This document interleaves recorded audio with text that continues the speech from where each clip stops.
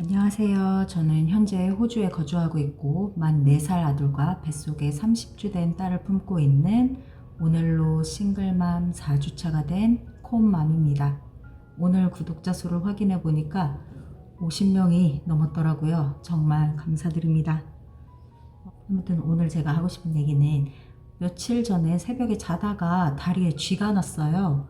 그런데 첫째 때도 이맘때쯤에 다리에 쥐가 나기 시작해서 몇 번을 고생을 했었거든요. 그렇게 뭉치고 풀리고를 반복하면서 극심한 고통에 시달리다가 문득 진통은 정말 몇 배 더 심했었지 하는 생각이 들면서 첫째 때 출산 당시에 그 고통의 기억이 확 살아나더라고요. 그래서 오늘은 첫째 때 출산 스토리와 호주에서 임신했을 때 의료 시스템에 대해서 한번 얘기를 나눠보려고 해요. 일단은 호주에서 임신했을 때 의료 시스템 절차에 대해서 설명을 먼저 드릴 건데요. 호주에서 임신을 하게 되면 처음에는 GP를 찾아가서 진료를 받고 GP에 대해서는 이전에 올렸던 귀밑 침샘암 영상에 기본적인 의료 시스템에 대해서 설명드린 게 있거든요. 그걸 참조하시면 되고요. 임신 호르몬 피검사 후에 임신이 확정이 되면 7주나 8주에 첫 초음파를 보게 돼요. 이것도 GP에게 레퍼럴을 받아서 초음파 보는 곳에 예약을 해서 보게 되는데 영주권자나 시민권자 같이 메디케어 카드가 있는 경우는 메디케어 카드는 한국의 건강보험 같은 개념이고요. 벌크빌이라고 해서 기본 비용만 받는 GP나 검사기관을 통하면 무료로 가능해요.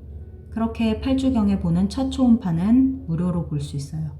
첫 초음파 후에는 11주에 다운 증후군과 같은 첫 기형아 검사 초음파를 보는데 이때부터 보는 초음파는 모두 무료는 아니고 일부 비용을 메디케어에서 돌려받아요.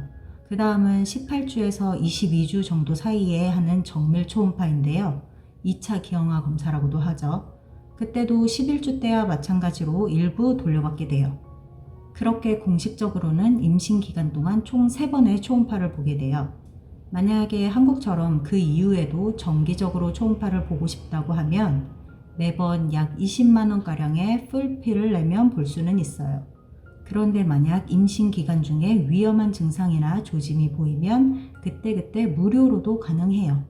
또한 고위험 산모, 노산이나 임당 혹은 과거에 안 좋은 이력이 있는 경우에는 20주 이후에 28주와 34주 이렇게 추가적으로도 보여주더라고요. 이건 출산병원에서 직접 검사하고 무료예요. 제가 노산에 잦은 유산 이력에 또 암까지 있었어서 고위험 산모로 분류가 돼서 이번에 28주 때 초음파를 찍어줬는데 입체 초음파까지 찍어주고 좋더라고요. 일반 기관에서 하게 되면 약 20만원 정도를 내고 해야 되는데 참 좋죠. 대충 초음파는 이런 식으로 보게 되고요. GP와 첫 상담 후에 임신이 확정이 되고 8주 초음파상에 아이의 심장이 정상적으로 뛰고 있으면 거주하고 있는 동네에 위치해 있는 공립병원으로 레퍼럴을 보내줘요. 사립에서 출산을 원할 경우에는 내가 원하는 병원과 의사를 선택할 수 있고요. 주로 사보험이 있는 경우에 공립에서 출산을 원하지 않는 경우 그리고 특별한 사유 없이 내가 원해서 제왕을 꼭 해야겠다라는 경우에 사립을 선택을 하는데 이 경우엔 사보험이 있더라도 보통은 5,000불에서 많게는 몇만 불까지 따로 비용이 든다고 하더라고요. 호주의 사보험은 한국의 실비보험 같은 개념이에요. 실비만 한 달에 대략 가족 단위로 300불 정도씩 들어가는 것 같아요. 이렇게 비싼데도 사립에서 출산을 하게 되면 보험으로 100% 커버가 안 되는 거죠. 그래서 저는 그냥 공립을 선택을 했고요. 공립의 경우는 처음부터 끝까지 다 무료고요. 보통은 자연분만을 하지만 건강상의 문제로 인해서 제왕을 하게 된다고 하더라도 무료예요. 제가 암에 걸렸을 때도 전문의와의 진료나 수술, 입원이 모두 무료였어요. 주차비라던가 약국에서 구매하는 약값 정도는 들었고요. 병원에서 주는 약도 또 무료예요. 아무튼 GP의 레퍼럴을 받은 산부인과 병원에서는 약 16주경에 출산병원 소속의 미드와이프와 첫 미팅을 잡아요. 미드와이프는 한국으로 치면 산파고요. 호주에서는 자연분만 시에 웬만하면 산파가 아기를 받더라고요. 그렇게 첫 산부인과 미팅에서는 산모의 건강 상태, 그동안의 검사 결과 등을 리뷰하고 앞으로 어떻게 진행할 건지 등등을 상의해요. 그리고 34주까지는 한 달에 한 번씩 미드와이프와 의사와 상담을 하고 34주 이후부터는 2주에 한 번씩 방문을 하게 되는데요. 보통 태아 심음을 측정하고 태동은 괜찮은지, 그리고 배둘레를 재서 아이 사이즈는 적당한지, 이상 증상이라든가 궁금한 점은 없는지 등등을 얘기하게 되고, 40주까지 소식이 없으면 40주에 방문을 해서 내진을 하고 아이와 산모가 정상이라는 가정하에 유도 날짜를 잡아서 출산을 하게 돼요. 40주 이전에 진통이 올 경우에는 진진통이 올 때 병원에 가서 출산을 하게 돼요. 이제 여기서부터는 저의 이야기인데요.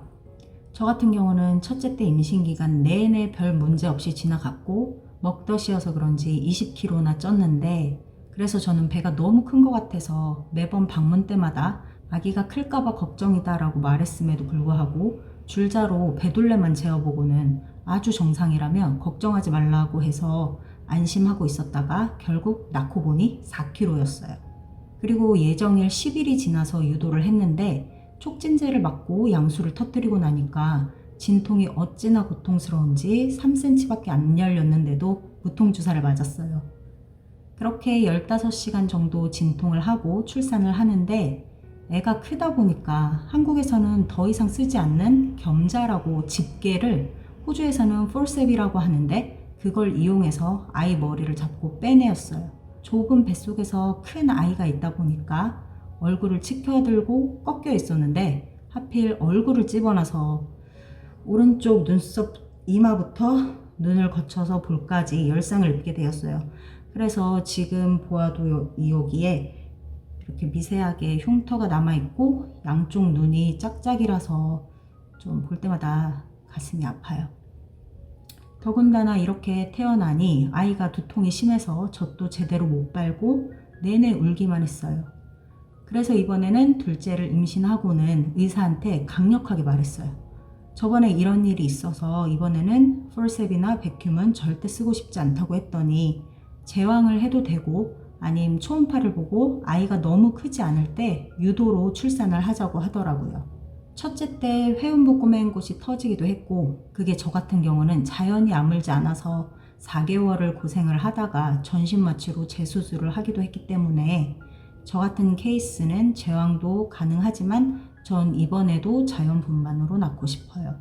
근데 문제는 그때 무통주사 후유증까지 와서 첫째 때 아이를 낳은 직후에 소변 배출이 제대로 안 되어서 5일간을 소변줄을 꼽았다 뺐다 하면서 퇴원을 못했어요.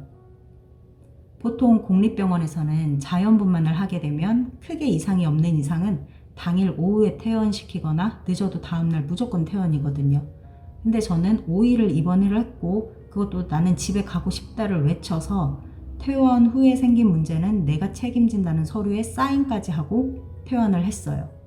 아무튼 그래서 이번에는 처음부터 둘째를 혼자 케어해야 하기 때문에 무조건 빨리 회복을 해야 해요.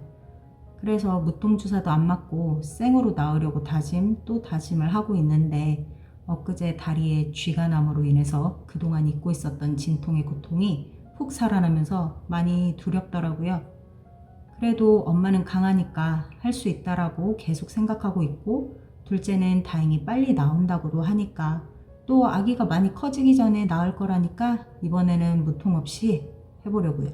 그리고 첫째 때는 좌욕이라던가 산후보약 이런 것도 전혀 생각을 못했고, 호주에 친정엄마나 산후조리원 같은 것도 없어서 산후조리도 제대로 못했는데 이번에는 무조건 빨리 체력을 회복해야 하기 때문에 저희 동네에 몇 분 안 되는 산후조리 해주시는 이모님도 예약을 했고 좌욕기도 주문하고 철저하게 준비를 하고 있어요.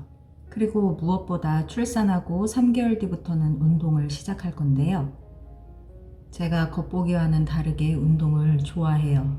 2년 정도 운동을 꾸준히 하다가 코로나 때문에 운동을 몇 개월 못한 상태에서 임신을 하게 되었고, 너무 스트레스가 심해서 20주 때부터는 헬스장에 가서 수영을 하고 러닝을 1시간씩 매일 했어요. 그런데 한 3주 전부터 밑이 너무 빠질 것 같아서 좀 자제해야겠다 생각을 하고 지금은 주 3회 정도 동네만 한 바퀴씩 산책을 하고 있어요. 다행인지 불행인지 30주가 된 지금까지 약 1kg 정도가 쪘는데요. 첫째 때는 20kg나 쪘었거든요. 그런데 한 가지 좀 안타까운 것은 코로나가 터지고 운동을 못한 그 몇 개월 만에 6kg 정도가 찐 상태에서 임신이 되었답니다. 아무튼 운동을 전혀 알지 못했던 제가 6개월 만에 식스팩도 만들어 봤고 어떻게 운동쟁이가 되었는지에 관해서도 조만간 영상으로 찍어볼 예정이에요. 그렇게 출산 후에 다시 빨리 운동을 시작해서 체력을 회복할 계획이에요. 아무래도 남편이 없는 것보단 있는 게 체력적으로 도움이 많이 되겠죠. 그런데 다행히도 주변에 절 걱정해 주시고 도와주시는 지인분들이 많아서 출산 때 병원에 가는 문제라던가 퇴원하고 돌아올 걱정은 안 해도 될 것 같아요. 그리고 태어난 아기의 얼굴을 보는 순간 모든 걱정과 시름이 사라질 것 같아요. 그래서 그날을 기다리면서 하루하루 살아가고 있습니다. 오늘은 여기까지고요. 그럼 시청해 주셔서 감사드립니다.